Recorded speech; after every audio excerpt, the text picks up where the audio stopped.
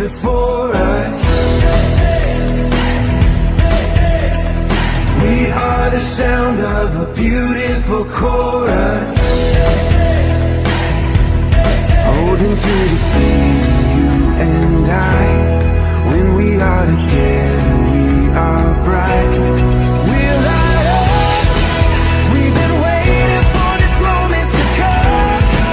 We were made for this adventure. We feel it in our blood.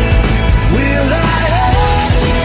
We have everything we need and we know we were made for this adventure, and we were made to go. We'll light up.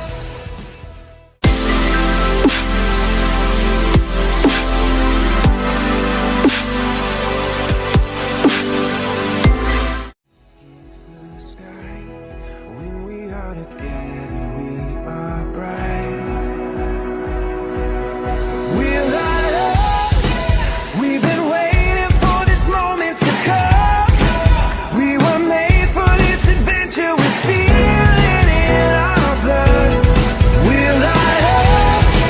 We have everything we need and we know we were made for this adventure, and we were made to go. We'll light up.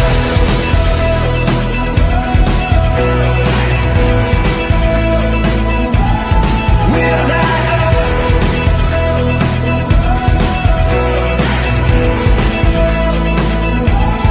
We'll light up. We are the river, we are the dreamers. We dance through the night, in our bones we can feel it. Aiming for the stars against the sky. When we are together, we are bright. We'll light up. We've been waiting for this moment to come. We were made for this adventure. We feel it in our blood. We'll light up. Eyes open wide and the world is before us. We are the sound of a beautiful chorus.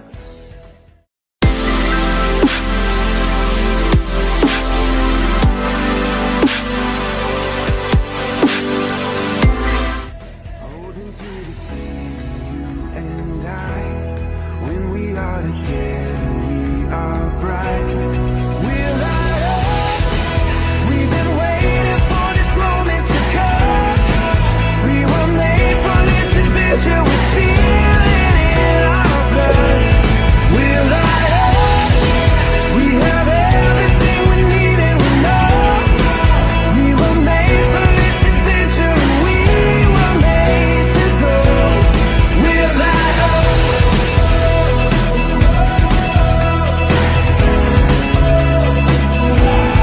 We'll light up.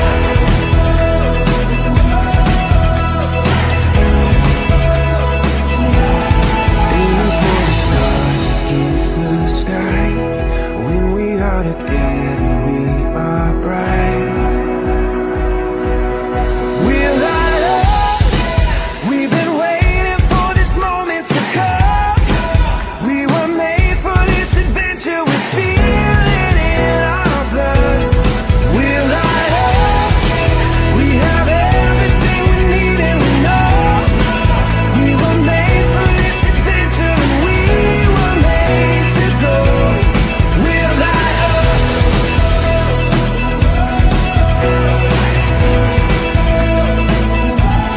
We'll light up.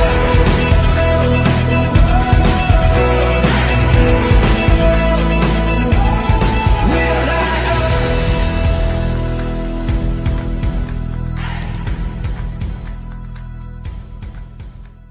The river, we are the dreamers. We dance through the night, in our bones we can feel it. Aiming for the stars against the sky. When we are together, we are bright. We'll light up.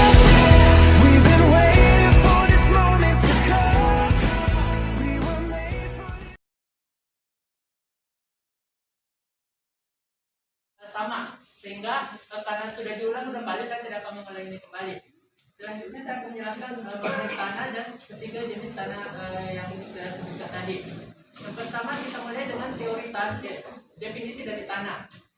Menurut Dr. Webb dalam Faustus dan kawan-kawan tahun 2018, tanah adalah lapisan permukaan bumi yang berasal dari material hidup yang telah mengalami proses lanjut karena perubahan alami di bawah pengaruh air, udara, dan macam-macam organisme baik yang masih hidup maupun yang telah mati.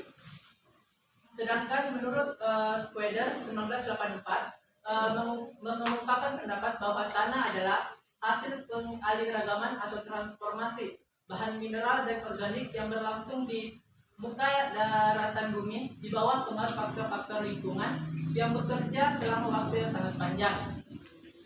Selanjutnya saya akan menjelaskan mengenai tanah tambang. Tanah tambang dapat kita definisikan sebagai tanah yang didapatkan atau diambil dari lokasi pertambangan. Sedangkan pertambangan sendiri merupakan suatu kegiatan pengambilan endapan bahan galian berharga dan bernilai ekonomis dari dalam kulit bumi, baik secara mekanis maupun manual.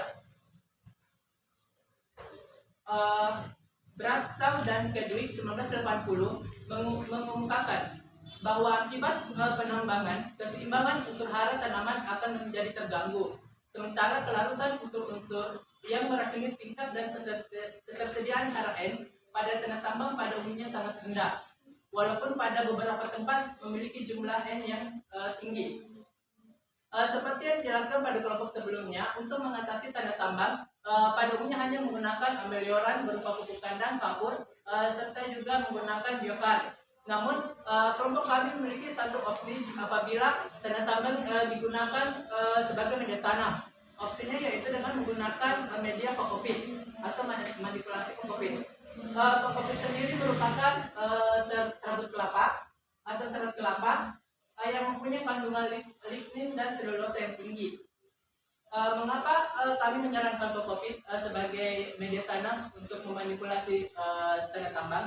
Karena untuk memperbaiki tanah tambang membutuhkan waktu yang lama. Sedangkan apabila menggunakan amelioran seperti pupuk kandang, waktu berfungsi pupuk kandang tidak terlalu lama, sehingga tanah tambang tidak akan kembali seperti semula dalam waktu cepat.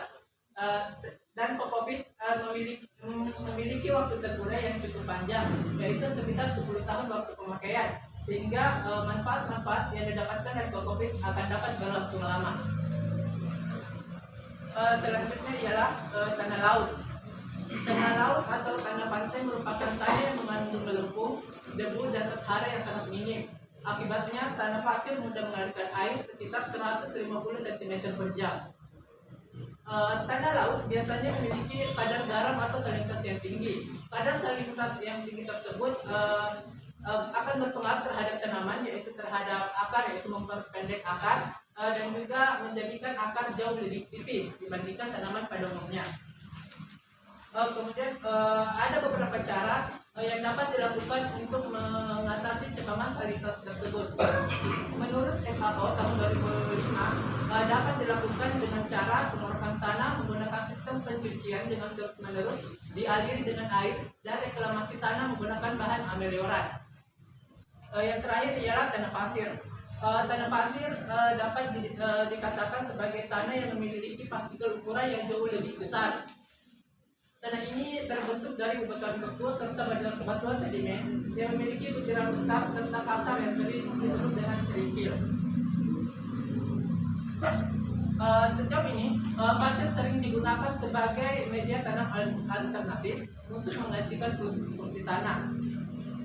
Pasir dianggap memadai dan sesuai jika digunakan untuk media untuk penyemaian benih, pertumbuhan bibit tanaman, dan perakaran setiap batang tanaman. Baik, mungkin hanya itu saja yang dapat saya sampaikan. Saya kembalikan ke moderator. Oke, baik. Karena presentasi sudah selesai, saya buka sesi pertanyaan bagi kelompok atau anggota kelompok yang ingin bertanya. Silakan. Assalamualaikum warahmatullahi wabarakatuh. Waalaikumsalam. Saya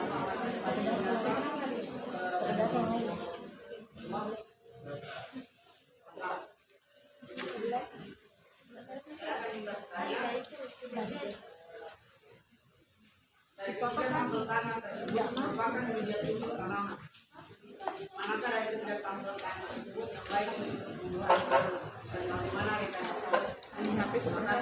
Bismillahirrahmanirrahim. Assalamualaikum warahmatullahi wabarakatuh. Perkenalkan, nama saya Abdi Farmina dengan NIM 1212035 dari kelompok 1 kelas B. Seperti yang telah dikatakan oleh saudara Irfan, pada media tanam kokopit mengandung lignin dan selulosa. Yang ingin saya tanyakan, bagaimana peran lignin tersebut dan selulosa dalam merekayasa media tumbuh kokopit tersebut. Terima kasih. Baik, assalamualaikum warahmatullahi wabarakatuh. Perkenalkan, nama saya Febrianti dari kelas B. Saya akan menjawab pertanyaan dari Arifani. Pertanyaannya tadi adalah dari ketiga tanah yang sudah kita lakukan pengamatan, manakah yang paling cocok untuk pertumbuhan tanaman dan bagaimana upaya rekayasanya? Sudah dijelaskan tadi bahwa salah satu media tanah yang sangat alternatif dalam menggantikan fungsi tanah adalah menggunakan media pasir, di mana pasir ini dapat digunakan untuk penyemaian benih, kemudian pertumbuhan tanaman, dan juga untuk perakaran stek batang tanaman. Walaupun mungkin unsur hara yang terdapat pada pasir ini sangat terbatas, cara untuk merekayasanya adalah penambahan pupuk organik, kemudian penambahan pupuk organik antara lain itu seperti pupuk kandang sapi, kemudian serasa gergaji dan lain sebagainya. Ini dari saya. Terima kasih jawaban dari anggota kelompok 3 dari kelas B. Untuk selanjutnya, jawab pertanyaan yang kedua, silakan Ibu. Baik, terima kasih. Saya akan mencoba menjawab pertanyaan dari Fitran Khalidildan, tapi saya jawaban ini belum tentu akurat, jadi bisa dicari kembali. Baik, langsung saja. Yang ditanyakan ialah fungsi lignin dan selulosa pada media tanam kokopit. Menurut saya, atas pengetahuan saya, lignin dan selulosa pada media tanah biasanya berfungsi untuk mengikat dan menjaga keasaman pH tanah, terutama untuk kokopit ini yang memiliki pH yang sebesar 5,2 sampai 6,8 pH dan sangat sulit untuk diraukan. Maka peran lignin dan selulosa terdapat untuk menguraikan pH pada kokopit yang sangat tinggi tersebut. Terima kasih. Oke, terima kasih atas jawabannya. Waktu telah habis. Ini 2 pertanyaan saja untuk kelompok 3 dari kelas B. Kurang lebihnya mohon dimaafkan. Wabillahi taufiq wal hidayah. Wassalamualaikum warahmatullahi wabarakatuh. Tadi lignin dan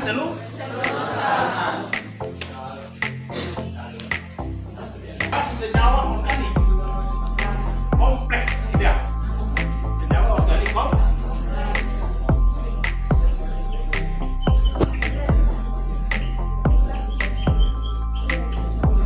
Kalau kita satu ya, karakternya apa karakter daripada kemampuan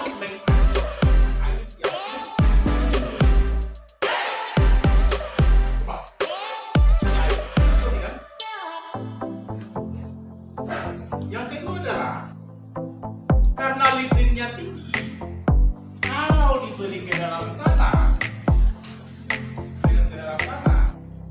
jika dia terurai, maka juga tadi kembali ke fungsi bahan organik. Ada ikatan-ikatan kan karbon dan pupuk tadi. Maka apa? Kembali lagi, kalau dia ketemu yang toksik, itu akan dia apa? Membentuk sama juga kalau kita berikan tanah yang kandungan tinggi. Karena dari mana? Di dalam rata-rata itu nanti ada belajar. Kemudian itu adalah kan tadi kalau diberikan di tanah berpasir, apa karakter tanah berpasir? Satu, hara rendah. Yang kedua kapasitas menyimpan air yang maka karena karakter tadi ini yang mempunyai kemampuan menyimpan holding menyimpan air di dalam biomasanya, maka kalau kita campur dengan tanah pasir maka si tanah itu tadi ini tapi boleh bentuk nutri itu yang penting. Toksik nutrisi dicari cara mana supaya dalam kondisi yang optimal. Tapi dasar-dasar berpikir kita kan juga tadi mau kasih apa lihat material organik atau bukan. Gitu ya. Itu di dalam kan kita masih namanya dasar reka. Ini dasar-dasar. Sudah tahu dasar-dasarnya, maka kita nanti aplikasi dari pengetahuan tentang ya teknologi A, B, C, D. Mata kuliah lanjutan tuh ada.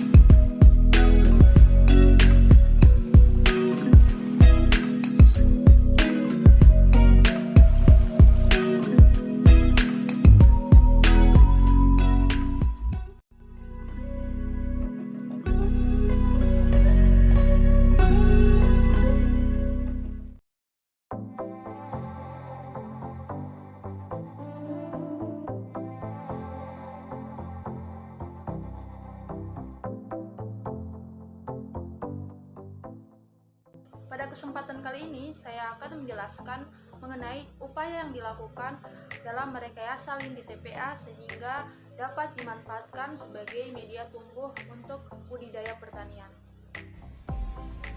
Endapan tanah yang tertumpuk dalam parit, gorong-gorong, atau bantaran sungai, atau sering kita kenal juga sebagai lindi dari tempat pembuangan akhir, sangat potensial dimanfaatkan sebagai media tanam pengganti topsoil dalam sistem budidaya. Salah satunya adalah budidaya pertanian berlanjut dalam pertanian. Pada umumnya, tanah sedimen atau lindi TPA memiliki fraksi partikel yang didominasi oleh pH netral alkalin dengan karbon organik, hara makro, nitrogen, fosfor, dan kalium yang cukup rendah, dan kadar elemen logam berat yang relatif tinggi tergantung dari material sedimen yang terdapat di dalam tanah yang didominasi oleh fraksi debu dan kandungan organik rendah memiliki kemampuan menyimpan air dan kapasitas pertukaran karbon yang rendah dan hara yang tidak tinggi.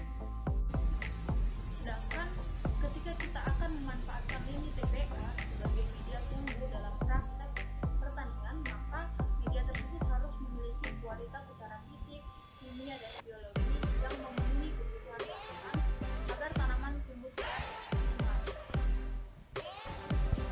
Berdasarkan beberapa literatur jurnal yang saya baca, karakter lindi kemudian memiliki kapasitas yang sangat terbatas untuk mendukung pertumbuhan tanaman. Perbaikan karakter tanah sedimen yang didominasi oleh fraksi debu dan karbon organik rendah dapat dilakukan melalui pemberian biochar untuk memperbaiki sifat fisik, kimia tanah, dan juga karakter biologi tanah yang sangat terbatas.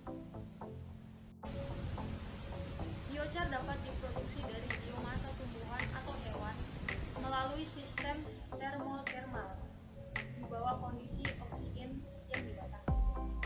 Dalam era perkotaan, sebagai contoh dalam kota Kendari, kita bisa memanfaatkan limbah dari kerajinan atau somel yang memproduksi produk sampingan berupa limbah padat organik dalam bentuk potongan kayu, sebutan kayu, dan serbuk gergaji. Pengaplikasian biochar dapat